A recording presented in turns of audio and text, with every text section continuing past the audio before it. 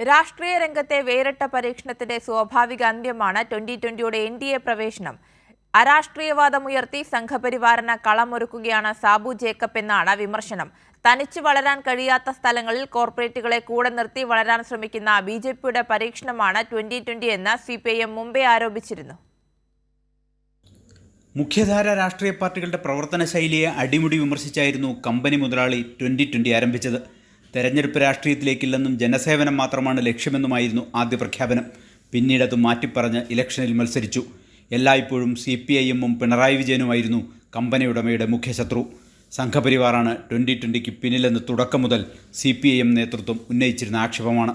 അപരമത വിദ്വേഷം പ്രചരിപ്പിച്ചായിരുന്നു ക്രൈസ്തവ മേഖലകളിൽ വേരുറപ്പിക്കാൻ 2020 ശ്രമിച്ചത്. BJP ഭരിക്കുന്ന സംസ്ഥാനങ്ങളുമായി കേരളത്തെ താരതമ്യം ചെയ്ത് ഇല്ലാ കഥകൾ പറഞ്ഞ് കേരളത്തെ സാബു ജേക്കബ് ആക്ഷേപിച്ചു. 2020 സംഘപരിവാർ സ്പോൺസേഡ് പരീക്ഷണമാണെന്ന് ഉറപ്പിക്കാൻ ഈ താരതമ്യം സഹായിച്ചു. ഒടുവിൽ സാബുവും കൂട്ടരും BJP പാളയത്തിൽ പരസ്യമായി ചേർന്നത് 2020യുടെ തുടക്കകാലം മുതൽ CPIM ഉയർത്തിയ ആരോപണം ശരിവെക്കുകയാണ്. BJPയുടെ ഏജന്റാണ് സാബു ജേക്കബ് എന്ന തങ്ങളുടെ മുൻ ആരോപണം ശരിയായതായി CPIM എറണാകുളം ജില്ലാ സെക്രട്ടറി S. സതീഷ് പറഞ്ഞു. തനിച്ചു വളരാൻ കഴിയാത്ത സ്ഥലത്ത് കോർപ്പറേറ്റുകളെ കൂടെ നിർത്തി വളരാൻ ശ്രമിക്കുന്ന BJPയുടെ പരീക്ഷണമാണ് സാബു ജേക്കബ്.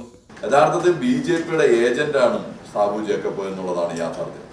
BJPക്ക് തനിച്ചു വളരാൻ കഴിയാത്ത സാഹചര്യത്തിൽ ഇത്തരത്തിലുള്ള കോർപ്പറേറ്റ് സംവിധാനങ്ങളെല്ലാം കൂടെ നിർത്തിക്കൊണ്ട് വളരാൻ കഴിയുമോ എന്ന BJPയുടെ പരീക്ഷണത്തിന്റെ കേരളത്തിലെ ഏജന്റായിരുന്നു സാബു ജേക്കബ് എന്നുള്ളതാണ് യാഥാർത്ഥ്യം.